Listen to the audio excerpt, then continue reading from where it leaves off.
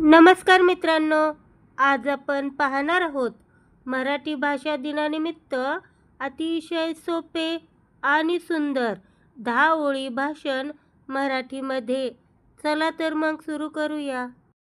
सर्वांना माझा नमस्कार. माझे नाव अंकिता आहे.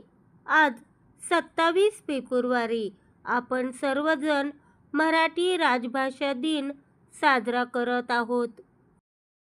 सर्वप्रथम आपल्या सर्वांना मराठी भाषा दिनाच्या हार्दिक शुभेच्छा.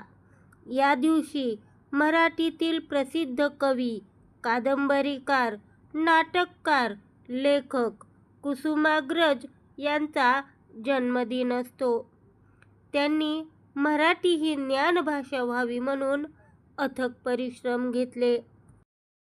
महाराष्ट्राची राजभाषा मराठी आहे. मराठी ही अतिशय सुंदर भाषा आहे. मराठी माणसाची लाडकी मायबोली भाषा ही मराठी आहे. मी महाराष्ट्रीयन आणि मराठी असल्याचा गर्व आहे. जय हिंद, जय महाराष्ट्र. धन्यवाद.